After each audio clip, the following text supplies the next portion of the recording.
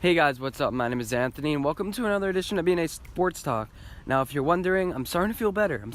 My voice is still kind of cluttered, or something's going on up there, but that's not going to stop us.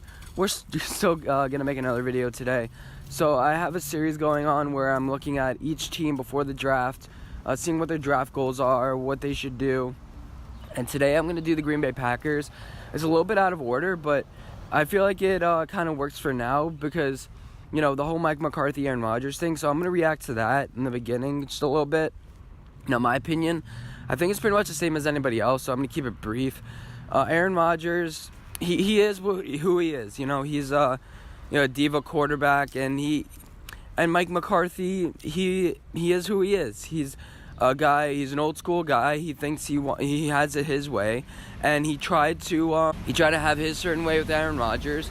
And Aaron Rodgers wasn't having it. Their personalities just didn't mesh. And the fact that it lasted this long is really surprising. And the fact that none of this got out is really surprising.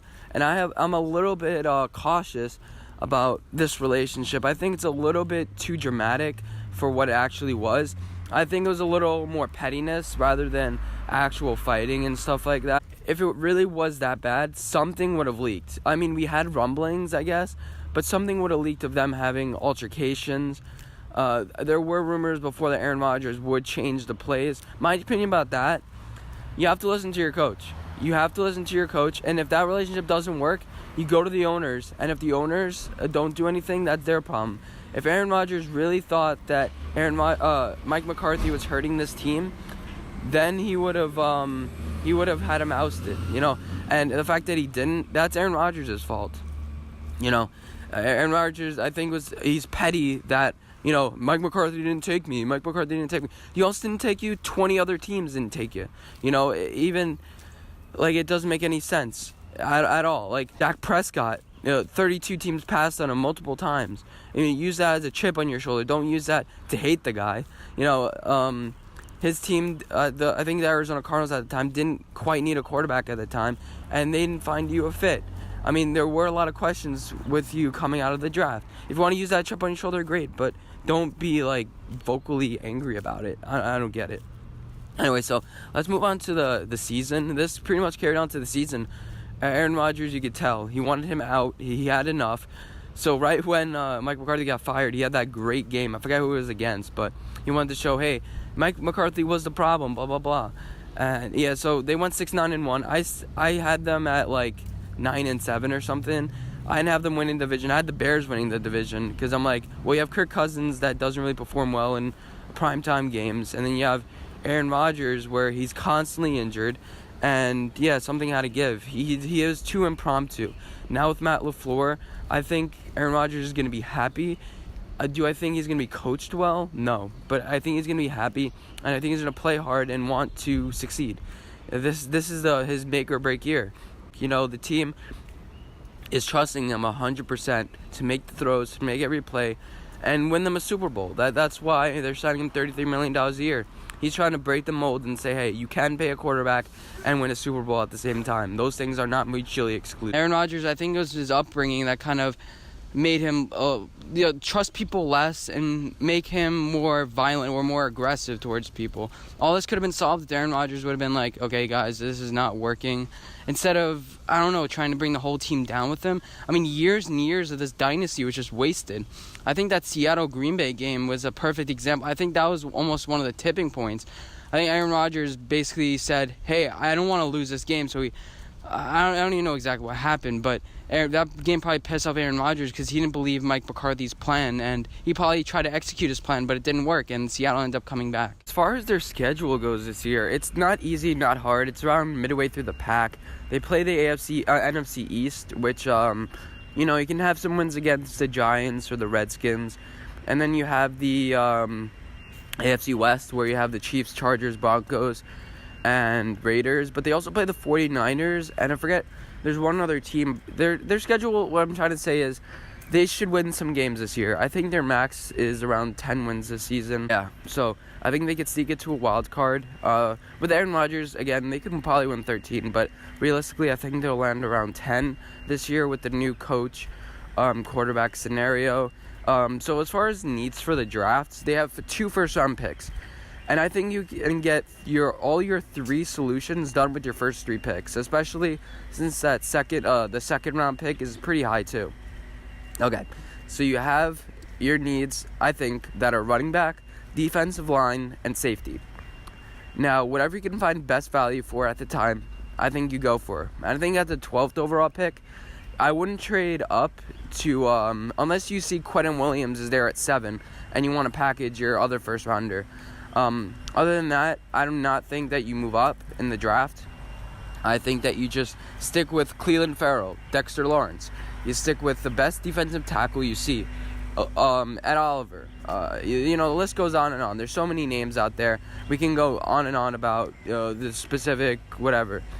You're good at corners. You have Adrian Amos. Good at linebacker. You have Preston Smith. Maybe a defensive end too. Just work on your defensive line. Honestly, I wouldn't mind if your first 2 picks are defensive line. It depends what value you can get. Next, you're going to need a running back. Looking at Josh Jacobs, he's more of a ground and pound guy.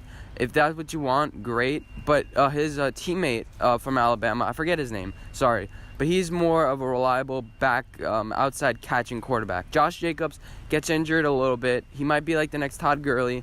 You never know. Honestly, I think the team like the Giants are going to pick up Josh Jacobs anyway. He'll get you like 3-4 yards, and that's what Josh Jacobs is. He's not a home run hitter. He's bad. When he gets to the second level, he doesn't have that, doesn't have that oomph. It's different.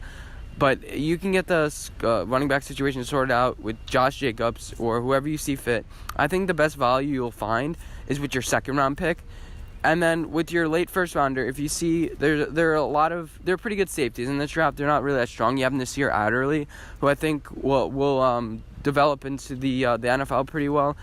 You have Deontay Thompson that will probably be there. You have Chauncey Gardner-Johnson from Florida that will probably be there too. So I think you go defensive tackle with your first pick, defensive tackle /end/safety for your second. And for the second round, maybe you pick up Josh Jacobs if he's still around. And if not, if the Eagles end up picking him up, that sucks. In the toughest division, and if they can eke out some divisional games, especially that Week 1 game against the Bears, which I don't think will be successful. I think the Bears will have an defensive showcase that game.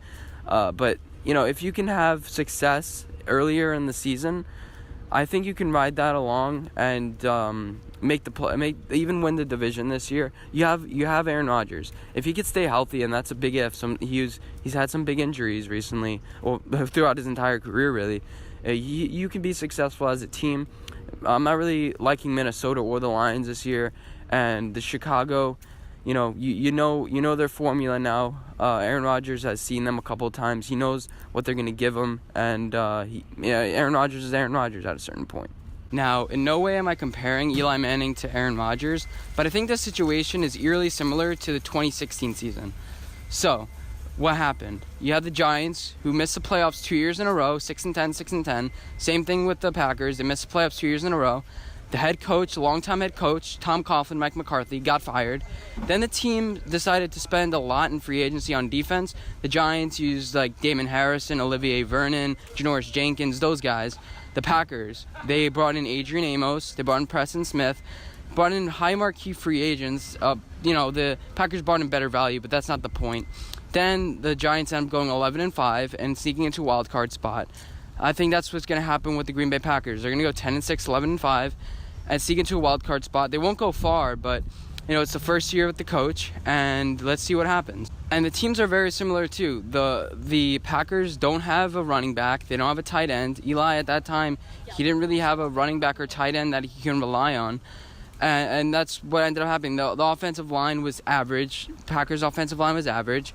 And it's just a lot of things remind me of it, and that's basically what I think the Packers are going to go. I think Aaron Rodgers can make more of little, more than Eli Manning can do, because Eli Manning needs a lot of surrounding pieces.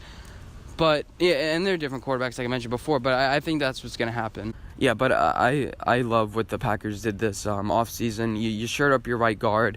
You're protecting Aaron Rodgers. You just need him a pass-catching back out of the backfield and some more wide receiver talent too.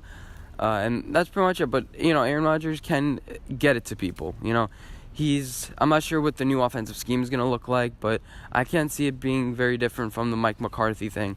I think in the beginning, Aaron Rodgers is going to try to do his thing, And you don't really need a lot of wide receiver talent, because he's gonna find the open guy, and you just gotta catch it. I mean, it's not that difficult. You did lose Randall Cobb. You don't have Jordy Nelson, so maybe even a tight end you bring in. That'd be a good option too. I totally forgot about that tight end. They have a couple tight ends on the team, but no stud tight ends. If you can, honestly, now I'm thinking about it, if T.J. Hawkinson or Noah Fant's available at 31, I'd look at them too. Anyway, let me know what you guys think the Packers' ceiling and floors. Let me know what your opinion about the whole Mike McCarthy and Rodgers situation is. And yeah, I'll see you in my next video. Bye, guys.